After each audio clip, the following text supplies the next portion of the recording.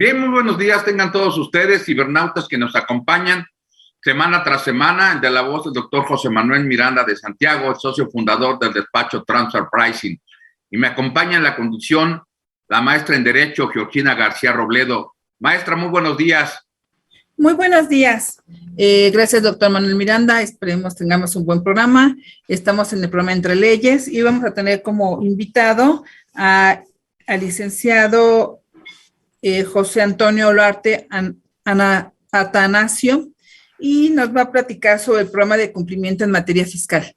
Muy buenos días, licenciado. Gracias por acompañarnos en este interesante tema. ¿Cómo estás? Muchísimas gracias. Muchas gracias por aceptar esta invitación al programa Entre Leyes. No, al contrario, muchísimas gracias a ustedes. Yo honrado. Me siento así como dijera Alex Lora. Mamá, prende la grabadora que estoy en IMEFI TV. No, pues muchas gracias. Aquí tenemos a los mejores fiscalistas. No a todos, sino a los mejores. Muchísimas gracias. Me acabas de elevar el día. Grábenme ahorita que lo acaba de decir el doctor Miranda, que pudiera yo llegar a ser algún fiscalista reconocido. Muy bien, muchísimas gracias. Pues hoy vamos a hablar sobre un tema importante, creo, conforme a la época. Estamos hablando sobre el programa de cumplimiento en materia fiscal. Pero antes que nada, pues queremos leer un poco de tu reseña académica y profesional, laboral. Maestra Georgina, si nos hiciera favor de presentar a nuestro invitado. Claro, el contador José Antonio Olarte Atanasio es contador público por la Escuela Bancaria y Comercial con especialidad en alta dirección de empresa por parte del IPADE. Actualmente colabora en la plataforma Training Yes Intelectual, marcando el rumbo de la discusión. Él es experto por más de 25 años, es conferencista, asesor, capacitador, negociador, articulista en diferentes empresas nacionales e internacionales, cámaras y asociaciones empresariales y profesionales. Cuenta con registro del Senado de la República para ejercer libre y directamente actividades de cabildeo. Pues muy padre, ¿no? Muchas gracias por acompañarnos. Muy bien, muchísimas gracias. Nuevamente, bienvenido. Y solamente recordarles que ya estamos en tiempo para presentar el amparo indirecto en contra del régimen de confianza para personas morales. Pues aquí por un servidor que le está ofreciendo. Cualquier persona que esté interesada nos puede mandar algún mensaje por IMEFI para promover su amparo, ya que viola derechos fundamentales como la proporcionalidad, la legalidad y equidad. Bueno, ok, pues vamos a comenzar, maestro, y pues antes que comencemos, que nos comentaras sobre qué es este programa de cumplimiento en materia fiscal y por qué no se implementa en las empresas. Vamos, ¿qué es primero, maestro? Muchísimas gracias. Un programa de cumplimiento, híjole, vamos a tener que empezar a hacerlo, como dijera Jack el Destripador, por partes, ¿no? Programa de cumplimiento. Primeramente es una serie de pasos a seguir para que puedas estar al corriente de tus obligaciones fiscales, en este caso en materia fiscal. Pero esto no es algo nuevo. Lo que sucede es que ahora se le ha dado mucho énfasis al tema de los compliance. Los programas de cumplimiento pues no es otra cosa más que hacer las cosas bien o tener una metodología para que los riesgos estén controlados o la falta de cumplimiento no genere tantos problemas. Solo que a raíz de también en el ambiente en el que nos encontramos crispados con la autoridad fiscal, se vuelve necesario ponerle más atención al tema fiscal. Pero un programa de cumplimiento debe ser enfocado desde la empresa, no solamente en materia fiscal. Es un poco así como las especialidades. Si tú tienes un programa de cumplimiento para hacer que tu estrategia se desarrolle, para hacer que tu control interno funcione, para hacer que la empresa como tal o la organización funcione, solamente le vas a dar una parte específica a la parte fiscal, pero habrá algún programa que puede ser penal, laboral, ambiental o simplemente de control interno. No es otra cosa más que ponerle atención a las cosas que marcan las leyes en materia fiscal. ¿Por qué no se ha hecho? Bueno, son muchas las razones por las que te puedo enunciar, pero las más fundamentales es el desconocimiento y la apatía de los empresarios. Y por el otro lado, el haberle derogado la responsabilidad a terceros, contadores o abogados, en el cumplimiento de sus obligaciones fiscales. Muchas empresas, yo dentro de mi expertise, en realidad soy experto en gobiernos corporativos, empresariales familiares, políticas de integridad. Y es sustentado que cuando tú tienes un buen gobierno corporativo, una buena práctica de gobernanza empresarial, por consecuencia tienes programas de cumplimiento empresariales que te van a ir ayudando a disminuir los riesgos y a hacer que las empresas funcionen. En el caso de materia fiscal, no se hizo, esa es mi perspectiva, porque la autoridad había sido relajada en el cumplimiento de supervisión durante las últimas décadas. No olvidemos que pasamos de ser un país petrolizado a un país que apenas tendrá 6 o 7 años, que empezamos a tener finanzas públicas derivadas del cumplimiento de pagos de impuestos. Es decir, dejamos de ser un país petrolizado y entonces se acabaron los recursos y el gobierno federal, el gobierno estatal, municipal, no le queda otra cosa más que hacer su tarea, que es cobrar los impuestos locales, estatales o federales. Y es ahí donde empieza a tener esta relevancia. Ustedes son expertos en materia fiscal, han visto que a lo largo de los últimos años ha habido modificaciones hacia la materia tributaria con 2 aspectos fundamentales: el control y la supervisión de los contribuyentes y el aumento de la recaudación.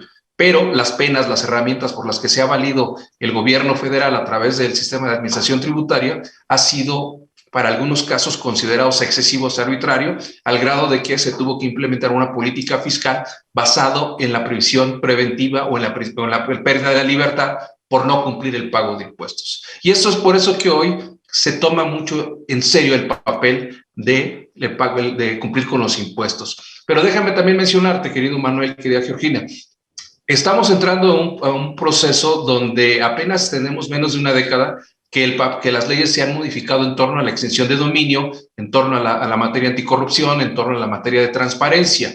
Tenemos muy pocos litigios. De hecho, se acaba de modificar recientemente, tendrá 5 años, que se modificó el Código Nacional de Procedimientos Penales, en su artículo 421, para establecer que las personas morales ya tienen responsabilidad jurídica. ¿Qué quiere decir? Que ya son responsables de los delitos que pudieran cubrir, entre ellos la defraudación fiscal. Es por eso que hoy, en materia tributaria, los expertos le han dado mucha énfasis a lo que hoy se llama como compliance, tax compliance, o programas de cumplimiento o cumplimiento fiscal, que no es otra cosa más que ponerle atención a la materia tributaria.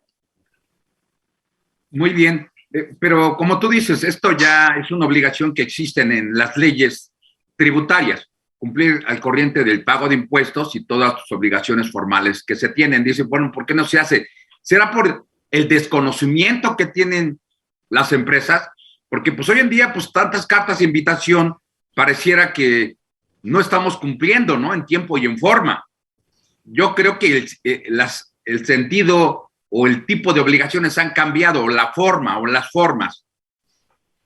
Bueno, también, mira, para ser preciso, no se ha cumplido porque el empresario no ha querido cumplir. O sea, insisto y repito, ha delegado la función del cumplimiento tributario en terceras personas. Pocos empresarios realmente se han involucrado en las actividades. Por eso es que hoy te encuentras que muchos empresarios se sorprenden cuando les llega una carta de invitación, pero ya cuando les han cancelado el sello o cuando ya les están requiriendo el pago de impuestos. Muchos de ellos no se han involucrado también porque ha sido una actividad engorrosa o lo han considerado engorrosa el simple hecho de presentar los avisos y las declaraciones informativas o de pago de impuestos. Repito, lo han delegado en terceros. Y también debo hacerlo, y lo digo con mucho respeto, asumiendo la responsabilidad de mi comentario, muchos contadores, muchos abogados tampoco se han dado a la tarea de informarle realmente el riesgo en el que se encuentra el empresario hacia el falto de cumplimiento. Hoy la percepción que existe en el medio es porque has visto casos que la prensa, el propio SAT, ha ventilado con pagos de impuesto e incluso con carcelamiento. La jefa del SAT ha sido muy activa, el entonces procurador Carlos Romero Aranaz fue muy activo, el propio Santiago Nieto fueron muy activos en redes sociales, en prensa, manifestando que aquellos que no cumplieron iban a tener las penas de esta reforma fiscal penal que fue el pago de contribuyentes. Y ustedes recordarán que hace 2 años empezaron a hacer pagos cuantiosos de más de 2,000 millones de pesos contribuyentes derivados de estas reformas. Entonces, yo te puedo decir, Manuel, que en mi opinión y en mi experiencia ha sido la falta de involucramiento del sector empresarial, de los que toman decisiones en el cumplimiento del pago de impuestos. Y es hasta cuando les rechazan una deducción, hasta cuando les encuentran omisión de ingresos o cuando les cancelan su sello digital o los multan por un aviso no presentado, cuando empiezan a dar importancia y relevancia a la materia tributaria. Ok, oye, el contador José Antonio. José Antonio. Oye, pero aquí yo veo que ahorita, bueno, es cierto que estas sanciones que se están publicando y todo es por medios electrónicos, entonces la información llega más pronto que antes, ahora sí que en el pasado, ¿no? Con las redes sociales nos enteramos pues que la defraudación de la defraudación del otro, los empresarios pues ahora se empapan de esta información por medios electrónicos, pero antes ya existía esta presión a los empresarios, porque antes te embargaban tu cuenta bancaria, ahora nos hablas del certificado de sello digital, lo sé, no puedes actuar, no puedes trabajar, porque antes te embargaba la cuenta, seguías trabajando. Pero aquí la pregunta sería, ¿qué diferencia hay entre el gobierno corporativo y el compliance fiscal? O sea, ¿qué diferencias puedo tener yo como empresario que me digas que hagamos un compliance fiscal o que digas que lo que hay que es tener un buen gobierno corporativo? ¿A qué te refieres con estos conceptos? Bueno, esta es una pregunta que desenreda la madeja y que te hace reflexionar. Gobierno corporativo no es otra cosa más que poner orden en la empresa, pero en la alta dirección empresarial. Es una serie de buenas prácticas de gobernanza empresarial. A nivel mundial y a nivel México, el Consejo Coordinador Empresarial ha establecido lineamientos para el buen manejo corporativo, derivado de todos los fraudes, de todas las simulaciones, los sobornos y todos los acontecimientos empresariales que han sucedido en el mundo. En el caso de México, muy en particular, el Consejo Coordinador Empresarial recomienda 60 buenas prácticas de gobernanza empresarial, pero van enfocadas hacia la alta dirección, que van desde cómo organizar sus asambleas, de cómo supervisar su estrategia de negocios, de cómo dirigirse ellos, cómo evaluarse, quiénes deben o no deben ser integrantes de su consejo de administración, qué perfiles deben tener, la incorporación de la mujer. Y muy recientemente se incorporó un capítulo que se llama Evaluación de los consejeros, pero también del cumplimiento de riesgo y cumplimiento, derivado precisamente de que se había dejado, de que ha sido muy laxo, por un lado, la parte normativa, la parte de supervisión, y por el otro lado, los empresarios, insisto y repito, delegaron las funciones en sus gerentes, de tal suerte que las conductas delictivas de materia empresarial muchas veces solo se enteraban ya cuando sucedía el problema, o en el caso, por citar un ejemplo, en el caso de los sobornos, los empresarios daban la indicación de, oye, vamos a hacer un negocio, una licitación, o vamos a hacer un determinado negocio con esta empresa, pero fíjate que tienen EFOS. Voy a ponerte un caso muy particular. Tiene EFOS. ¿Qué es EFO? Oye, pues es que no nos va a dar factura. Ah, pues no te preocupes, el negocio es más importante ahorita. Veremos cómo le damos. Esa facilidad provocó que los gobiernos corporativos en el mundo empiezan a decir, oye, empieza a evaluar tu riesgo, empieza a evaluar tu cumplimiento. Ya no podemos ser, perdónenme la expresión, cínicos, tenemos que entender que tenemos una responsabilidad. Y lo que hace el gobierno corporativo es administrar el riesgo. El riesgo puede ser de alguna manera un detonante para el crecimiento de las empresas, o bien puede ser el estancamiento de las mismas. Va a depender de la personalidad del empresario, pero también va a depender de la personalidad de los directivos. Ese es el gobierno corporativo. Los programas de cumplimiento son la metodología o las maneras de cómo hacer que se cumplan. Cuando tú tienes un programa de cumplimiento empresarial, y llámale el nombre que quieras, y está alineado a la estrategia del negocio, es muy fácil que no incurras en en delitos, porque no te vas a desviar. Puedes equivocarte en delitos, puedes equivocarte en materias administrativas. Se te fue un aviso, se te fue un plazo, presentaste alguna declaración mal, un aviso correspondiente, te desviaste en el control interno, pero nunca te vas a desviar de tu estrategia de negocios, ni nunca vas a hacer cosas que puedan poner en riesgo el propio negocio. El compliance, en este caso, en materia tributaria, es decir, yo soy una empresa que dentro de sus valores está el ser ético, el mantener la ética tributaria, el disminuir los riesgos. Eso es la estrategia a nivel empresarial, y el programa, es decir, ¿cómo lo cumplo? Bueno, pues tengo que contratar a un experto, tengo que estudiarlo, tengo que sacar lo que se conoce como el checklist o la lista de las obligaciones fiscales, y van empatadas. Lo que ha sucedido ahora es que tú empiezas a hacer un programa de revisión, de supervisión de cómo has cumplido tu materia tributaria, pero no necesariamente atendiendo a estas buenas prácticas de gobernanza empresarial. Por eso es que muchas veces se privilegia el darle la parte fiscal y no al negocio. Y los empresarios terminan diciéndote, no te preocupes la parte fiscal, entiendo, comprendo que tengo que cumplir, pero yo tengo que hacer este negocio. Cuando va alineado tu estrategia de negocio con cualquier programa, el riesgo se va limitando porque entonces ya no compras con los CEFOs, buscas otros proveedores, te empiezas a aplicar, empiezas a analizar información y entonces lo único que haces es mitigar el riesgo. Los programas de cumplimiento no necesariamente evitan las multas. Lo que sí hacen es que una multa, porque sea, no pone en riesgo la viabilidad del negocio. Esa es la diferencia entre tener un gobierno corporativo y solo tener un programa de cumplimiento, que te vas por la libre, permítame la expresión, y en esos casos no solo mitigas el riesgo, sino pones en riesgo la empresa porque privilegias la parte fiscal por encima de la práctica de hacer un buen negocio y tener una empresa sana, lo que hoy se conoce como integridad empresarial. Muy claro. Sí, creo que en el Código Fiscal de la Federación, si estás de acuerdo conmigo, Geo, te habla como una atenuante de que si tú tienes o tú previste, ¿no?, o hiciste medidas como un compliance para poder evitar caer en un supuesto o una conducta que la ley señala como delito, te puede disminuir la pena.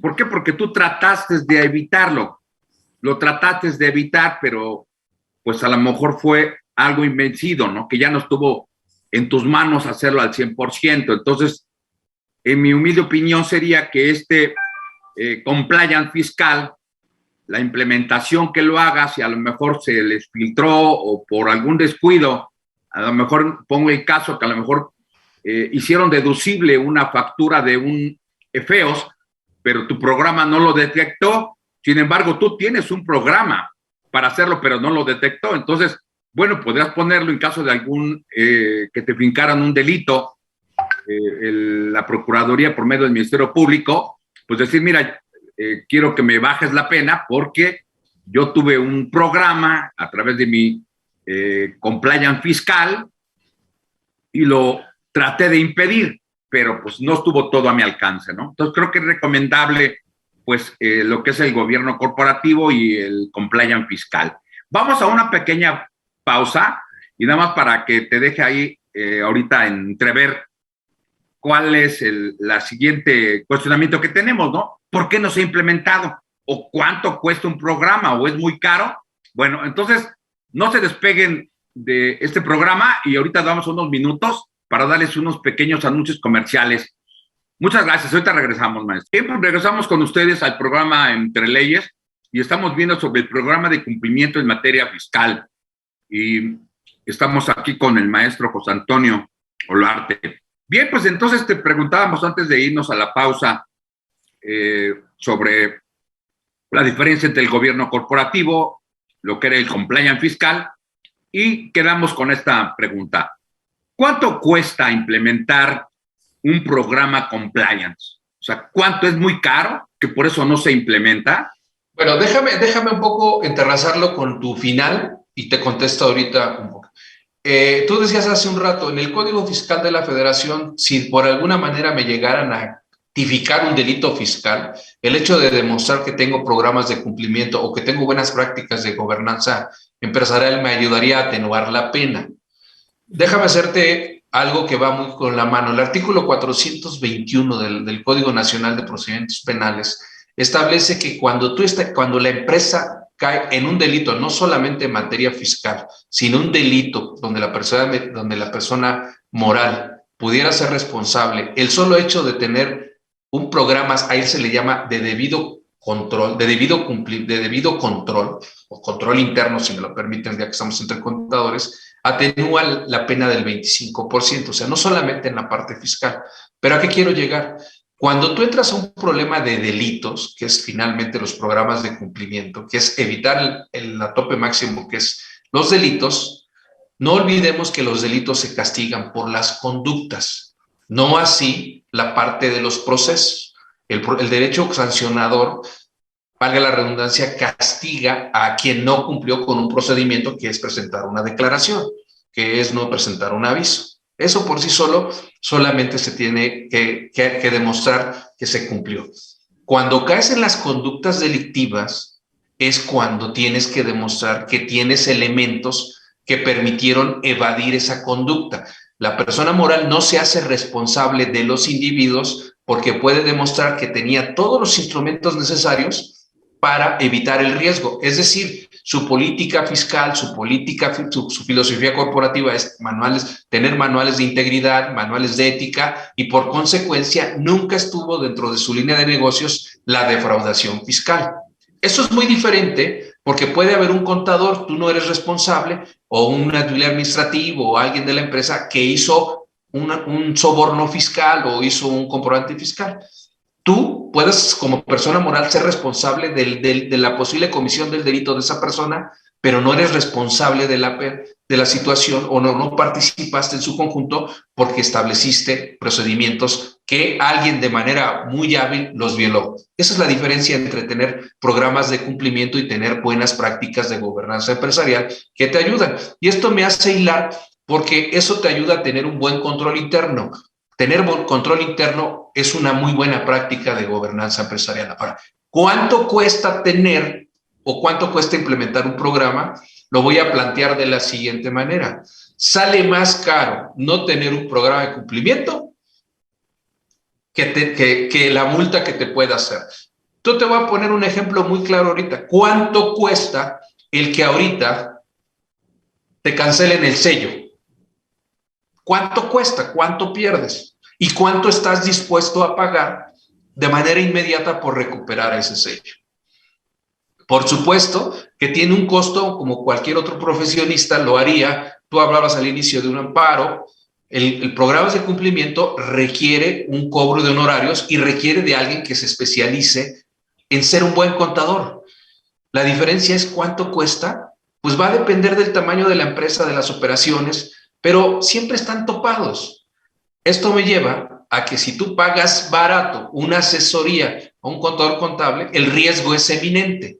Si tú pagas lo que el mercado determine y lo que se llame como justo, no tiene ningún costo. El problema que se da es que muchos nos hemos acostumbrado al malbaratar.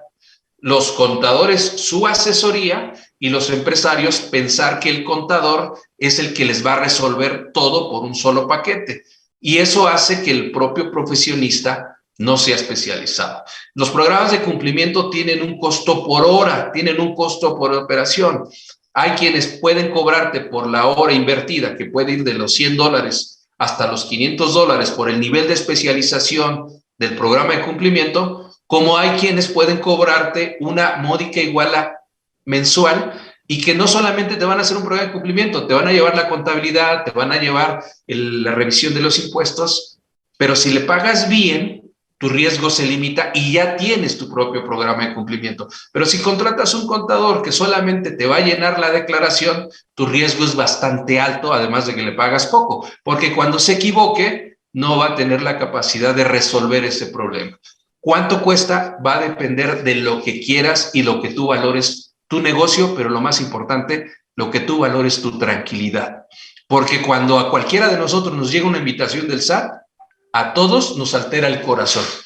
No hay quien no duerme y no hay. ¿Y eso cuánto cuesta? No sé si me explico. Pareciera que te vas a decir cuánto cuesta. Cuesta lo que tengas el tipo de profesional a cargo de lo más importante que es tu empresa. Y tu tranquilidad y tu patrimonio, ¿no? Y tu patrimonio. Pero también depende mucho de el nivel de empresa que tienes, porque la visión que tú nos estás dando es una empresa mediana y grande, ¿no? El problema son las menos medianas a las más pequeñas o los profesionistas en un vaivén del derecho fiscal. O sea, si tú revisas el artículo que establece que te restrinjan o te cancelen el certificado de sello digital, no tiene más incisos porque no ha encontrado más causas la autoridad fiscal, pero realmente hay causas que hasta, bueno, caen en excesivas y aparte ellos todavía se avientan unas que no están dentro de las causas. Estaba yo leyendo hace unos días en donde es una empresa que tiene que uno de los socios es socio en otra empresa que está dentro del 69B y entonces a esa empresa, por tener un socio que tiene en otra empresa, le cancelaron el certificado de sello digital y no está dentro de los supuestos de ley y se lo cancelaron. Entonces, esta práctica de compliance, obviamente, o el cumplimiento de obligaciones fiscales es maravillosa. Estoy de acuerdo, porque tienes que partir de un supuesto de estamos bien.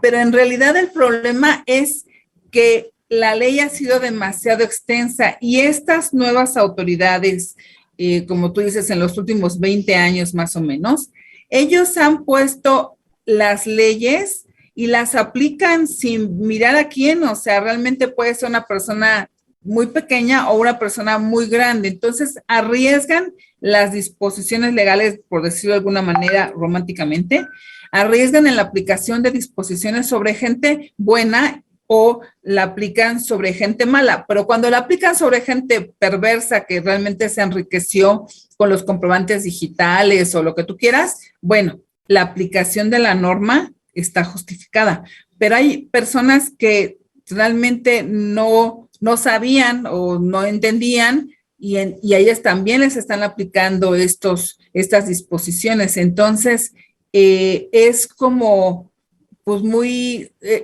es como a vivir con un poco más de seguridad, pero también el problema es que las autoridades fiscales han sido muy arbitrarias en los últimos años, siempre han sido, pero bueno, ahora más. Y aparte también el problema de la gente que vivimos en México o los latinos, por decir de alguna manera, somos más atrevidos. Hay gente que sabe y que sabe que el riesgo es bastante alto y se arriesga a tener estas prácticas no santas, por decirlo de alguna manera, porque pues, pero el problema yo creo que aquí es un poco, como siempre hemos dicho, ¿verdad, Manuel? Sobre una cultura fiscal, en donde tenemos que estar como conscientes de que tenemos que pagar impuestos y a veces el empresario no está de acuerdo, Mira, lo que me gusta de estos programas es que puedes debatir y eso es muy importante porque, como dice el poeta,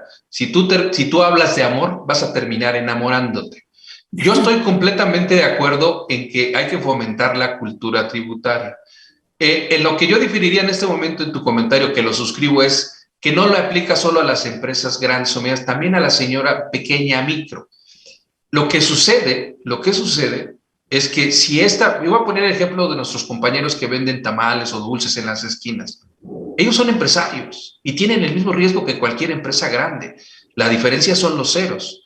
A lo mejor su operación, tú y yo o Manuel, que somos preparados, lo hacemos, perdón con esta expresión, en 20 minutos porque tenemos la capacidad y la experiencia.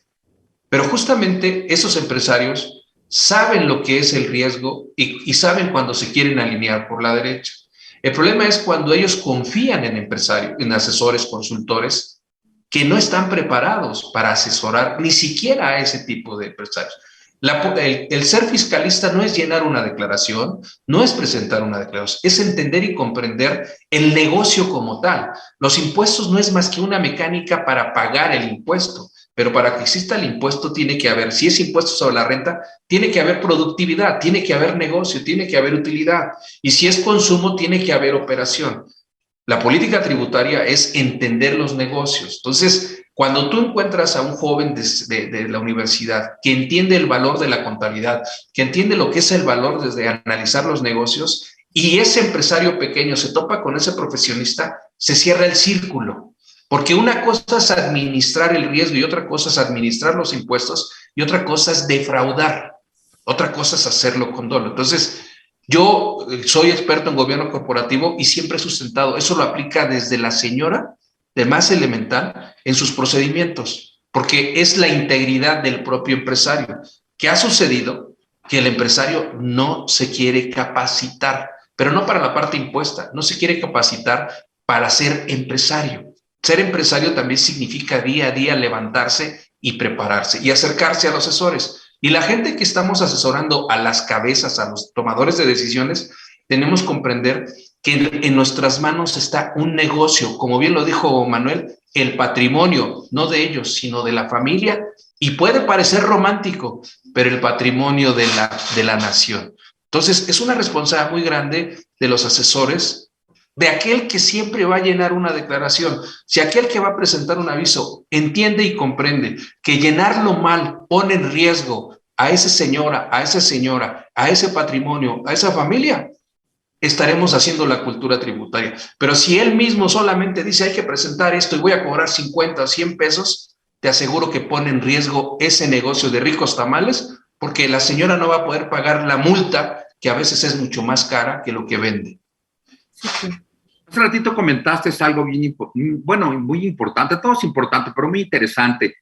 Hablabas sobre esas dádivas que se dan. De conformidad con la reforma fiscal 2022, el artículo 108, inciso K, habla sobre los beneficios fiscal cuando tú quebrantes pues esta disposición que más o menos dice así: deducir o acreditar, aplicar a cualquier estímulo o un beneficio fiscal en cualquier forma para obtener un beneficio tributario respecto a erogaciones que se efectúen en violación a la legislación anticorrupción, o sea, todas las dádivas que haces.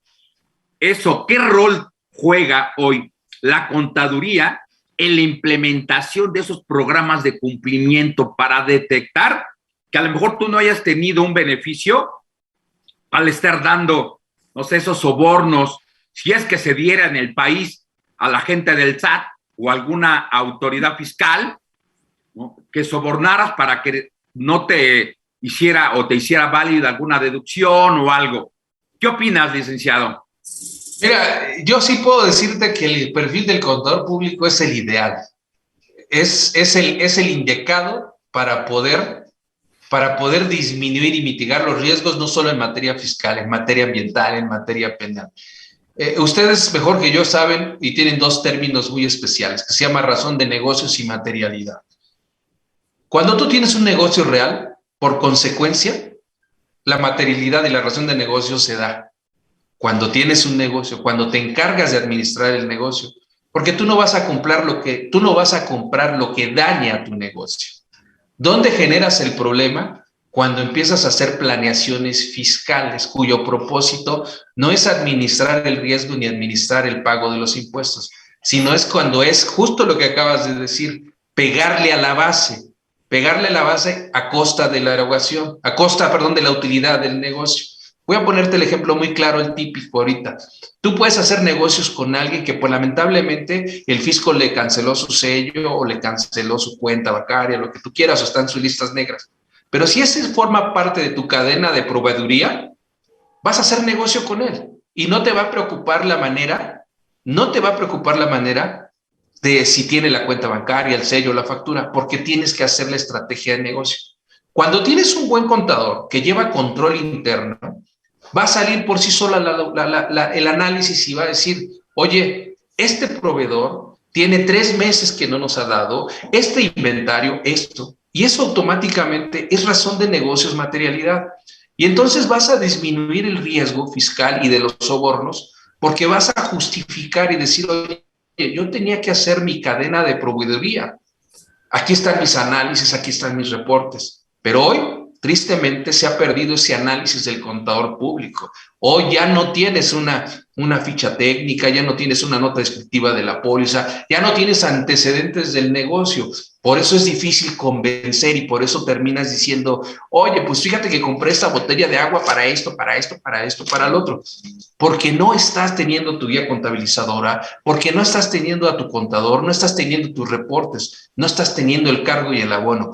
Para mí, querido Manuel, lo digo con mucho orgullo, el tener un contador público que sepa cargar, abonar, que vuelva a los orígenes, que tenga su guía de contabilizadora, que sea principios de contabilidad o normas de información financiera, tiene disminuido el riesgo en todos los aspectos y tiene una estrategia de negocio. Cuando encuentres un contador, una contadora que llegue a eso, no lo dejes ir, págale bien, porque todos los litigios, aquí la maestra Georgina, que es abogada, sabe que tiene que apoyarse por la opinión de un perito contable, y ese perito contable va a decir, esto es lo que se tiene que llevar en la contabilidad. Tristemente, no se tiene y el riesgo es elevado. Por eso no solamente te pueden hacer no deducibles por soborno, te pueden hacer no deducible porque no estás acreditando el negocio. Ninguna empresa se constituye para crear delitos. Ningún empresario se asocia para hacer delitos, porque entonces sería delincuencia organizada. Todos los empresarios se constituyen para crear un negocio, para hacerlo. En el Inter, vuelvo a repetir, los asesores son los que hacen que se desvíen, porque no tienes una buena práctica de gobernanza empresarial. Te lo voy a poner en este ejemplo aquí. Si ahorita los tres estuviéramos hablando de cómo defraudar al fisco, probablemente la propia abogada nos diría, pero hay que cuidar este asunto. Cuando hay 2, 3 personas, es difícil que haya una colusión. Cuando tienes un gobierno corporativo, un consejo de personas, limitas el riesgo porque aquel que quería ser defraudador, le empiezas a decir con hechos y con razones, no lo hagas porque tu riesgo es elevado. No en la parte fiscal, sino tu negocio puede quebrar. Y esa es mi respuesta, querido Manuel. Creo que este tema tan interesante que es la responsabilidad de la empresa, el tener este compliance fiscal, pues va a traer como beneficio la aplicación en muy buena medida del control interno. Ese control interno que comprende un plan de organización, pues todos los métodos y procedimientos que se adaptan a una empresa para la salvaguarda de sus activos, cuando se promueve la eficiencia en las políticas de la empresa. Creo que ahorita es un programa que es ya no tanto como necesario, sino ya casi es obligatorio para salvaguardar lo que yo decía, el patrimonio, ¿no? La responsabilidad de los socios. Tantas modificaciones que se tienen en las leyes que ahorita el socio tiene una responsabilidad administrativa, fiscal y penal. Y al final, el único responsable de la empresa será el responsable, esos responsables solidarios que maneja el artículo 26 del Código Fiscal de la Federación. Y como bien nos dices, maestro, si nosotros contamos con este compliance fiscal, pues vamos a minimizar los riesgos. Esto es creo que lo relevante, ¿no? Controlar los riesgos. Cada empresa debe de controlar y conocer los riesgos que se tienen. Una forma de hacerlo es contratar a un contador para que se encargue de este programa de cumplimiento. Y lo que te decíamos, te preguntamos, ¿cuánto cuesta la tranquilidad del empresario y no perder tu patrimonio? Algunos comentarios finales, maestro, antes de irnos, porque ya el tiempo se nos vino encima. Pues mira, yo solamente decirte que, bien lo acabas de decir, esta reforma fiscal del 2022 es 100% de control. Por supuesto que es recaudatoria, pero todas las reformas fiscales son de carácter recaudatorio. No hay ninguna, hoy, mañana y siempre, el propósito es recaudar impuestos. Pueden tener herramientas excesivas, pueden aplicarte manita de puerco, pero el trasfondo es recaudar. Pero en particular esta 2022 sí es de control y de control. Por lo tanto, tu comentario cae. El control es interno. ¿Quieres salir bien? Dedícate a tu control interno. Y 2, a partir de este año, tiene que haber la combinación de empresario, contador y abogado. Tienen que ir juntos. Quienes tengan ese servicio lo tienen que ir. No pueden ir ya separados. El empresario se tiene que involucrar y en los asesores, abogados o contadores tienen que involucrar. Lo dijiste magistralmente. Tienen que decirle con peras y manzanas cuál es el riesgo penal, administrativo, económico y de salud, verlo de una visión integral. Y ese te va a dar a la larga la tranquilidad de poder decir, me asesoro con el maestro José Manuel y con la doctora Georgina y además voy a ser sus suscriptores porque siempre están al pendiente de mi salud financiera y de mi salud emocional. Muchas gracias. Georgina, ¿quieres dar algún comentario final? Bueno, pues yo creo que este concepto que también está manejando José Antonio es muy relevante porque toda la vida hemos venido diciendo, pues revise el riesgo, cuánto te está costando no cumplir o cuánto te está costando cumplir a medias, y los empresarios siempre han dicho, no, pues yo luego, y cuando cae el SAT a revisar, porque tiene que caer, porque si tú no estás cumpliendo, pues la máquina del SAT te saca, ni siquiera es porque te esté mirando, ¿no? Entonces, es un concepto, pues ahora sí que manejado en palabras muy llanas, como lo hizo ahorita José Antonio, y es muy importante porque permite a través de este programa, pues que los empresarios conozcan que tienen que revisar sus riesgos y que los riesgos los van a disminuir siempre y cuando tengan un equipo que dé cumplimiento a sus obligaciones fiscales, que siempre estamos pensando en una simplificación administrativa, pero no la hemos logrado, y pues yo creo que está muy bien este programa en esos términos. Muy bien, pues muchísimas gracias, José Antonio. Esperemos que no sea la última vez que nos acompañas aquí. Te vamos a pedir de favor que nos acompañes en otro programa aquí en tu casa, IMEFI, en el programa de Entre Leyes. Pues seguramente estos comentarios les serán de mucha utilidad a todos los cibernautas que nos acompañan, a alumnos de la División de Estudios de Posgrado de la UNAM y otros alumnos de la licenciatura que nos están viendo. Les mandamos un cordial saludo y nuevamente te agradecemos. Y por último, agradecer a todo el equipo de producción, a la directora Jessica Rentería, la directora de este programa, y a toda la gente y todo su equipo de colaboración que hacen posible llegar a sus casas este programa Entre Leyes. Bueno, pues nos vemos el próximo jueves a las 11 de la mañana con otro programa tan interesante como el que hoy abordamos aquí en el Compliance Fiscal con el contador José Antonio Olarte. Muchas gracias, maestro. Te mando un fuerte abrazo. No, muchas gracias, amigo. Hasta luego. Hasta luego, Feo. Gracias, hasta luego.